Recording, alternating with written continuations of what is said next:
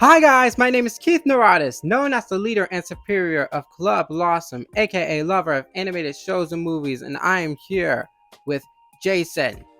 Hello there, I'm Jason Stevenson, better known on social media as Jason the Cartoon Fan, a longtime acquaintance of Keith. I have appeared in his podcasts a few times before, but not super frequently because the animated shows I've been watching often differ quite a lot from his. However, now that Keith is running a series of podcasts that doesn't require me to watch a ton of material I simply don't have the time to sit through, now I can, hopefully, finally contribute to Keith's content more frequently. Definitely glad to be here. Can't wait to hear Keith's concept, and I hope to pitch my own ideas for a series on this show very soon. Colby. Got a pepper bar! Simpy, or Sam, or Simpy if My name is Simpy. I'm a new member of the LASM podcast. I'm a huge fan of the indie series Murder Drones and the stuff like SCP. And I am a huge fan of creating characters and stuff. And hopefully one day I can share my ideas with the world and inspire people to make their own series. and of course Broken Cable. Hey, my name's Caleb. You can call me Broken Cable. I'm also pretty new to this podcast, but I'm an artist, animator, and musician, and I'm very happy to be here and help contribute to some new ideas. Hey, So first things first, how are we doing this lovely Tuesday afternoon? I'm doing great. It's pretty Tuesday. I'm doing great. I just got finished with art fight, and I'm currently gonna draw more stuff because I need to draw since I'm doing more art trades, drawing stuff for my own series, and a lot of OC ideas that I have. So I'll stop hyper fixating on them and get them out of my head. As for me, I'm doing okay. I mean, last week was my last week of my summer semester of college, so I got 3 weeks off before my fall semester begins towards the end of August. I am using the time that I have off right now to binge through Summer Camp Island because I have the first 3 seasons on DVD. Thank goodness for Australia. They were the country that got that DVD set. And I'm glad I was able to get a copy of it before it went out of print, thanks to Madman Entertainment, the distributor of the set, who used to be the distributor of Cartoon Network's shows on home video for many years, losing the Cartoon Network license last year. The show was harder to find now that Max got rid of it. I know that Cartoon Network is airing the show right now. It's in the middle of its final season, and Cartoon Network is still going to have reruns of the show after it ends, but, I mean, you know, it's just nice to have it in, like, a legal possession and, you know, on disc, because, you know, disc, in my opinion, physical media will always be better than streaming, because the content you have on physical media will never be taken away from you. And, you know, considering the recent Warner Brothers Discovery fiasco that's been affecting not just Summer Camp Island, but a ton of other animated programs, and even a few live-action ones owned by Warner Brothers, having those physical releases is a godsend. To me, I literally have to do drawing more because I was so busy with the editing process throughout the whole summer. I was so busy doing editing process of, you know, the podcast video, and thank goodness I would finally get the chance to actually do a different variety of the videos that I usually do, though it may take more time to do some editing because I want to put my hard work and dedication on episode 1 of this. But other than that, I never felt so happy that Lackadaisy got the 1 million mark needed to have a full-length season 1, which only consists of 5 episodes. So yeah, Lackadaisy is finally becoming a web series. I never felt so happy. That's exciting. It's especially cool that they never thought they were going to reach that or even come close to the $1 million goal, and then they broke it in like less than a week. And given the fact that it's still going, they might have enough for, who knows, maybe a season 2? Yep. Yes. People support small creators to finally with your dreams of sharing your stories with the world.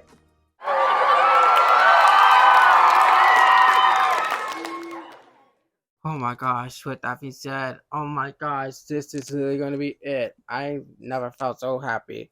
After the many delays, after the many reschedules, we are finally here. I cannot believe we're finally here to present you episode 1 of Sketch Pictures.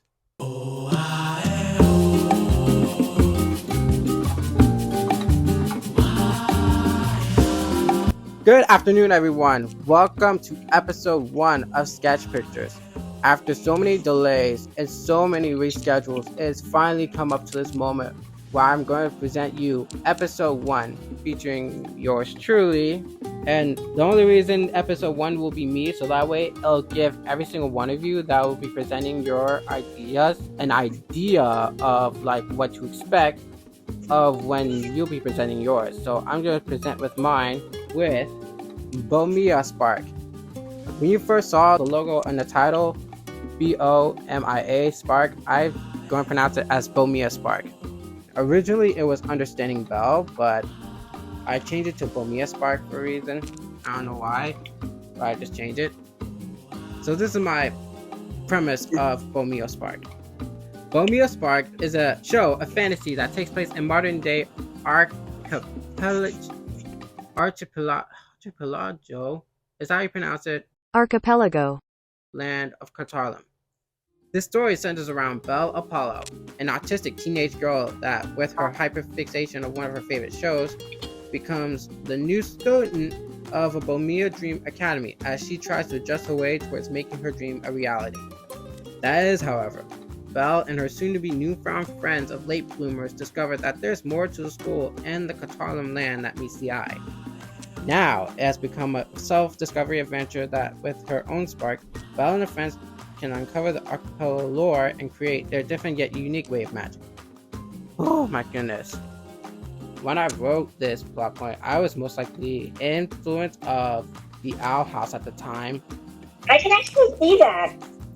Yeah, because I was so heavily influenced of the Owl House, and maybe I remember 2 years ago watching Little Witch Academia on Netflix, and I was like, I'm going to make a show. That finally gave me ideas, because after 50 plus ideas on my notebooks, I wanted this to be my best one. My only idea for Bomia Spark is like, we want to start slow as just more of just some silly adventures, and then sooner or later will eventually become a bit more lore story driven. You know, like basically every other TV series made for cable in, like, I don't know, the past decade or so. Yeah, pretty much that. Okay. So you're thinking you wanted to be like a slow burn, like sort of introducing world building and plot points early on, but mostly keeping it episodic, but then those plot points start to come to life eventually.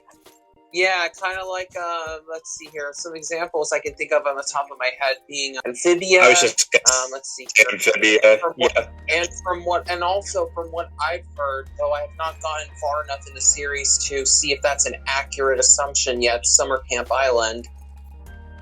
Yeah, pretty much Would that. Steven Universe be considered episodic at the start? Sorta, yeah. I know that despite it being a slice of life series, instead of it being a fantasy or adventure type show, I know that Craig the Creek switches back and forth between being episodic and having serialized elements like every few episodes or so. Mm-hmm. Yeah, that's what I love about Craig of the Creek, because it's like a mixture of both. Great for neurodivergent individuals with low attention spans. It's like Timmy Turner when he got an A+ on that quiz, even though he didn't actually, when in one of those quizzes where you fill in the bubbles, and he didn't actually put in any effort. He just filled in the bubbles with a doodle. Thank you, short attention span. Oh my god. Now that I've showed you the plot point, you should click on the ideal sketch so that way I can introduce you to my characters. So my first character is the main protagonist of the story, Belle Apollo. Belle is the main protagonist who's autistic. That I wanted the show to have at least be the first autistic protagonist character to actually have an autistic lead, you know? I mean, Mhm. you saw one of my podcast videos that we start slow with having autistic characters being actually played by autistic people in the animated industry. But it's not like finally an autistic character that's not a straight white male. Yeah, in case you guys haven't seen, I've actually made a video for my YouTube channel that I originally submitted as for my school's college class for media literacy, where I was talking about neurodivergent representation in, well, not neurodivergent specifically, but like autism representation, and also myself included are autistic individuals whose special interest is cartoons. So it is a bit disappointing that there have been very few cartoons with autistic characters, even less so autistic leads. There's Norma from Dead End Paranormal Park, and Entrapta from She-Ra and the Princesses of Power, and I know two zigzagged examples, Perida from Steven Universe and Marcy from Amphibia, where their respective creators say that although they weren't created with having autism in mind, since they did notice the signs and things like that, and they actually checked with actual psychiatrists, the psychologist, however it's pronounced, to see if they actually did have autistic characteristics, and they were a perfect match. You can think of both characters as being autistic if you want to, even if it wasn't the original intention. Like I said, I do appreciate this specific aspect of the series, Keith, because it would be nice to have a mainstream animated series with a character who's canonically autistic who is the lead. The closest thing that we have to that is Norma from Dead End, and even so, like, Barney is like the real star of the show. Yeah, I'm still to this day pissed off that they canceled it, but I'm not gonna get to it. Me too. But like I said, Belle is really the main protagonist who's also autistic. Though shy and timid at times, she is bubbly with a heart of gold that has a hyperfixated love for her hobby of animated fantasy based on shows and films that she watched. Just like me. On the show, Belle comes to the school, Bomia Dream Academy, and hopes to not only achieve her artistic dream, because like she can draw. I want her character to be like an artist, but to connect with others to share the similar interests as her. She sees and do things differently that makes the task sometimes more easier for her. That's what I wrote in the journal. So, and when you click on the idea sketch, this is what she looks like, by the way.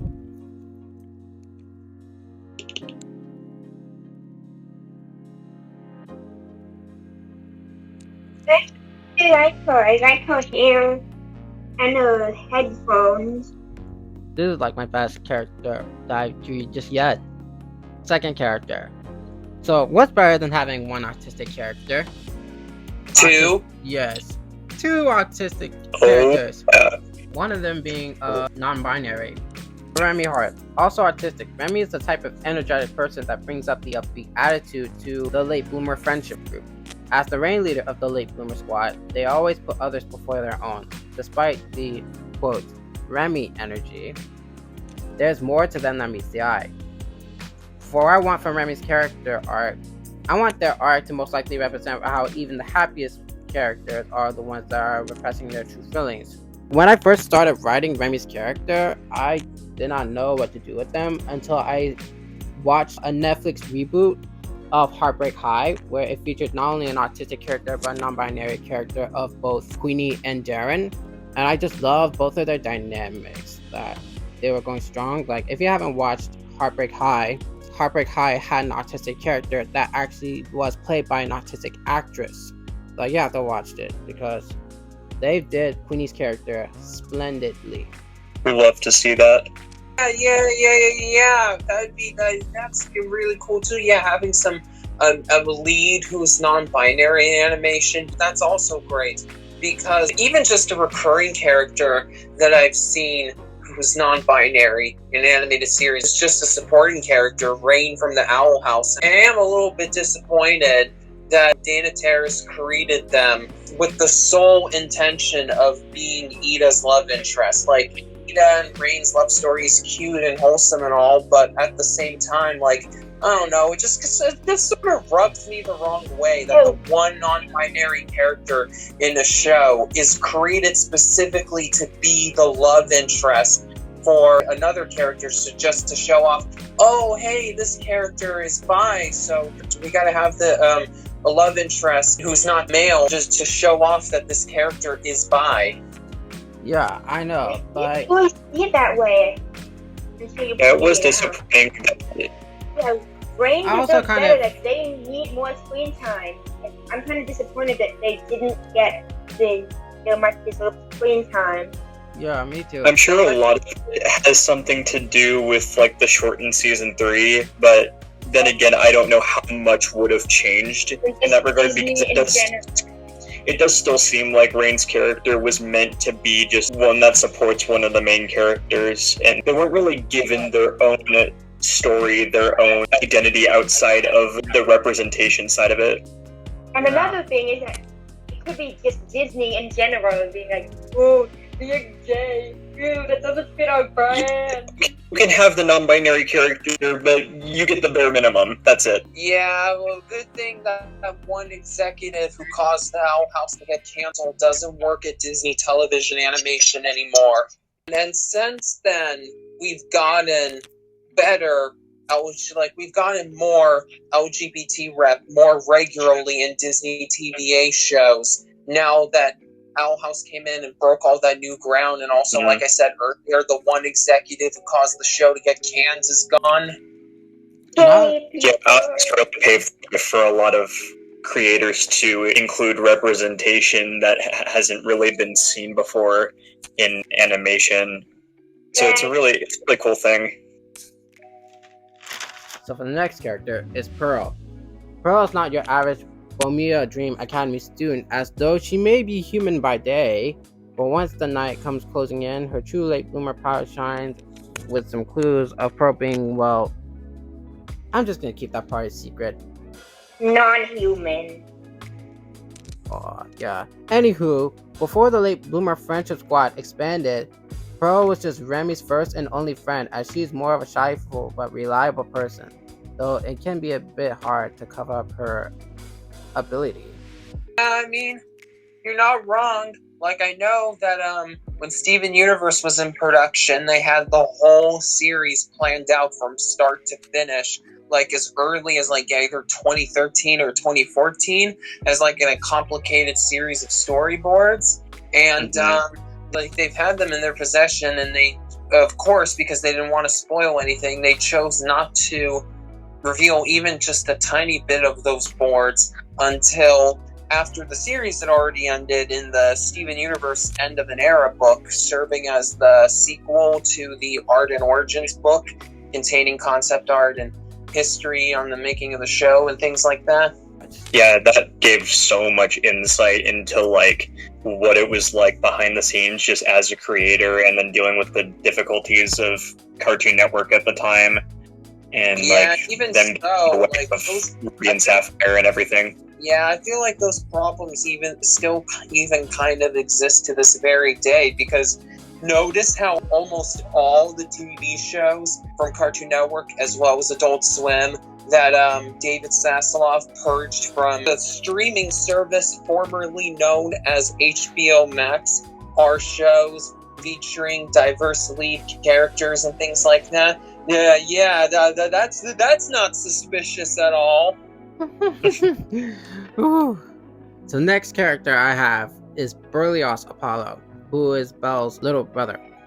In contrast to his older sister, Berlioz has this don't think, just do mentality at such a young age.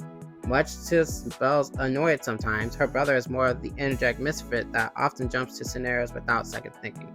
Although the two siblings have opposite outlooks, what they do have in common is those two are always there for each other, through the good and the bad. When I wrote Berlioz, I have two younger brothers, so why not have a character that is really influenced of the two brothers that I have in this house into Berlioz.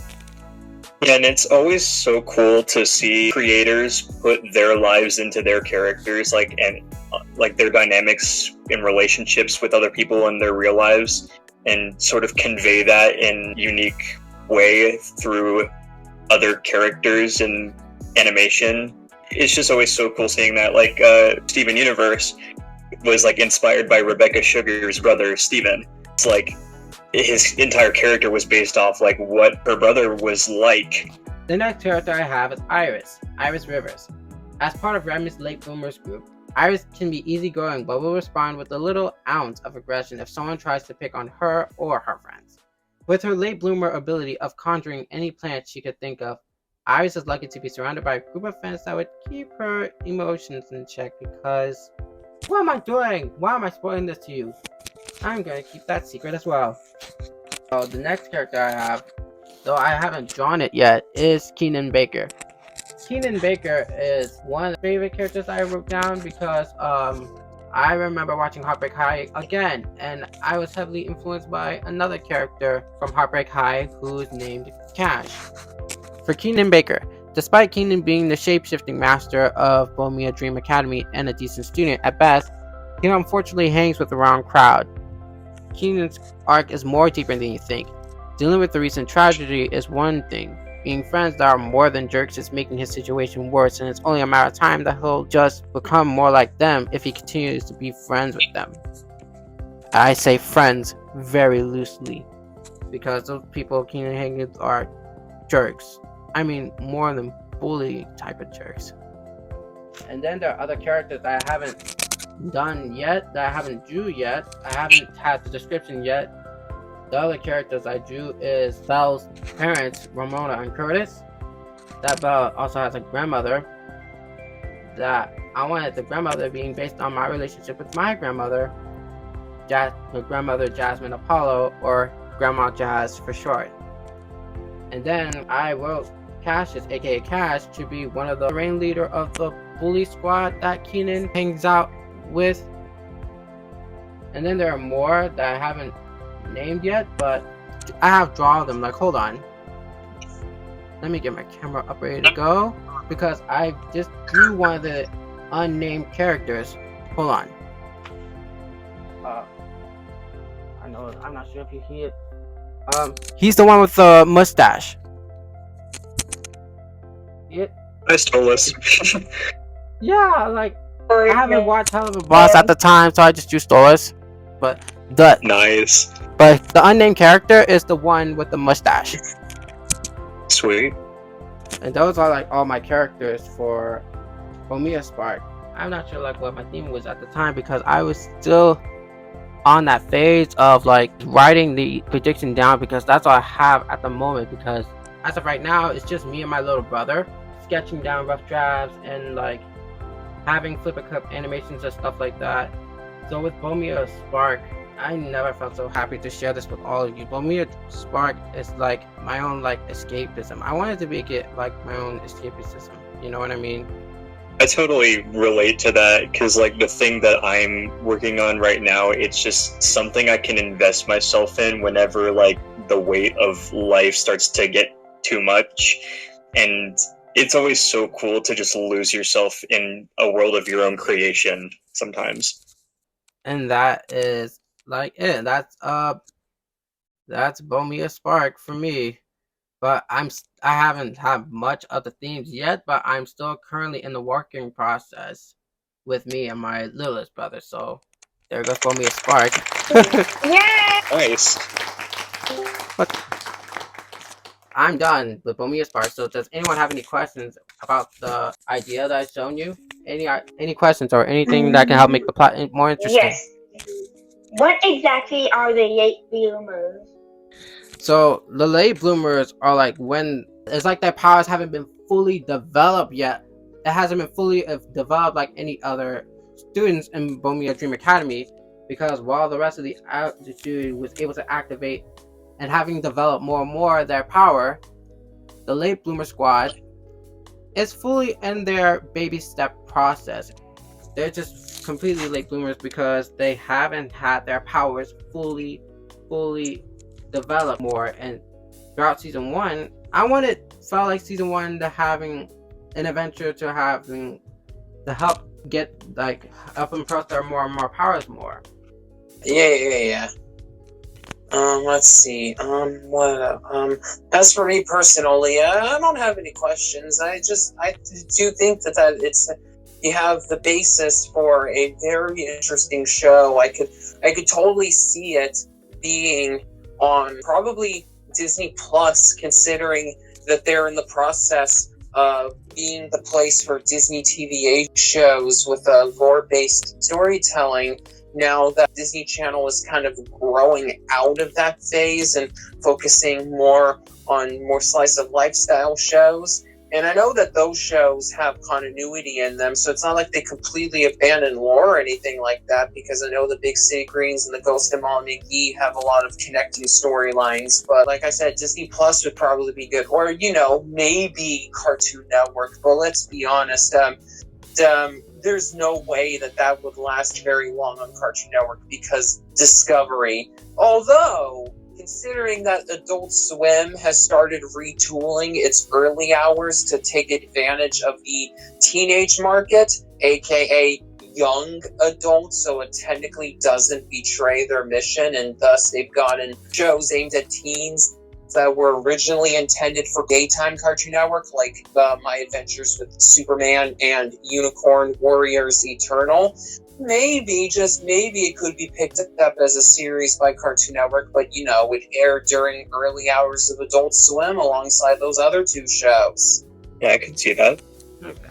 So you brought up all the characters separately and everything. I'm wondering what their dynamics with each other are like. I want their dynamic to be like they're most likely are going to be there for each other. So it's more likely a healthy friendship dynamic. There are times there might go some ups and downs. Their dynamic would be, to me, I feel like Belle could easily get along with Pearl because of their shyness, and for the dynamic of Remy and Pearl, that might be even the bestest friends. Remember, because they were the first friends. And yeah. For Iris, I have to go now, but it was a pleasure being featured in this episode, and I hope to come on next time. Yeah. Oh, I understand. I'll hope I'll see you again soon. See ya. Alright. Like I was saying, with Iris being there, they would become a very special, good addition, because they needed someone that will be there for them, that is willing to speak up for them. If anyone tries to pick on the entire late bloomers just for not having their powers fully developed. So with Iris, it will just be there for them. It would be a good dynamic. Nice. So without spoiling anything, obviously, is there anything that you think might happen that will really test their friendships with each other, or cause the group to split or something in some way? Not much. I don't know, but given the fact that Pearl's biggest secret that I told you about, it might show a little cracks, but it won't affect the friendship as a whole, because in the daytime, all their friends will be there, but when it comes to nighttime, it'll just be the friendship minus Pearl part, because of, Pearl's big secret. And the only spoiler I'm going to give you is that Remy is the first one to know about Pearl's secret, because those two were the first friends. I think a cool idea would be with Pearl, because she has this huge secret, she's gonna go great lengths to try and keep it from her friends and everything. So there could be some sort of thing that causes her to break and eventually just tell everyone else, because she can't continue keeping it a secret and still be able to have the friendships in the same way. Do you think so? Yeah, it's sort of like an ultimatum. If she doesn't eventually spill and tell her friends all of this, it could start to have negative impacts on their friendship. Okay. So it's a really tough decision, and then she needs to decide if she wants to risk her friendships with everyone else by just keeping it a secret and trying to live this double life, or getting it off her chest, but not knowing how they're going to react to it. That could be a fear of hers or something. She doesn't know how they're going to react or something, or if they'll want to be friends with her anymore. It could be an insecurity, some inner turmoil, maybe. I don't know, just a thought. Yeah, because I feel with Pearl's character arc, I want it to be more if they find out her own secret ability, then they would most likely be scared of her. Yeah, I like that. Yeah, that would be interesting. Good for Pearl's arc. It's a really cool concept. I want it to be easier for Pearl to keep it a secret because when I said in the description, before the friendship squad started, it was just Pearl and Remy. And Remy being the first one to know it, perhaps Remy might actually help Pearl keeping it. Because if her powers, ability, not fully, but some of it, because she's a late bloomer, some of it will likely be exposed, which might have it be difficult for Pearl to just keep it secret. But thankfully, they will be there for Pearl to actually help them out. So yeah. That's everything, I guess. I guess that's a wrap. Oh my god, yeah. Because this is literally my very first time doing sketch pictures, Bomia Spark, and that's literally it. That's Bomia Spark. Thank you all for being in this incredible journey with me. Like, I cannot wait to put my hard work. Like, once I'm done, I want to put all in, like, my hard work and dedication of editing and presenting to you guys, and I just can't not wait for when it comes out. Yeah, thank you for sharing your idea. It's a really cool concept, and I'm happy to support it. Whenever the time comes for me to contribute my own idea, we'll definitely have a lot more to talk about, because I have a lot more written down that I like to say about my own idea. I actually wrote an entire script in preparation for this, like when this series was first announced, like 3 or 4 months ago, and it's just been sitting in my Google Drive ever since. It's 14 pages, so it's gonna have a lot of depth to it. Hopefully, I'll get more and more people into the Sketch Pictures server in case if anyone ever wants to share their own indie idea or their own indie pitch, because it's like I want to influence everyone that you can only share your own pitch, have your own creative freedom, you know what I mean? Yeah, it's always nice to lift up other creators, and I appreciate you doing this and inviting all of us to sort of help contribute and help lift each other up. Oh my gosh. Yep.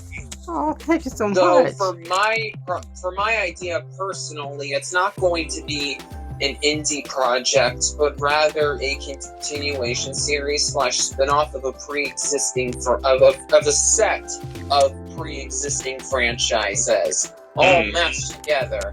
Oh boy, you guys are going to be really excited for this. Like, maybe I can share my script with you all that I've written after this is done, so that you have a general idea of what I'm about to say before I actually say it. Yeah, and with you giving me the script, I can actually have the questions ready to go. Get my own idea. I know that Keith has read it before, but the rest of you all haven't. Yeah.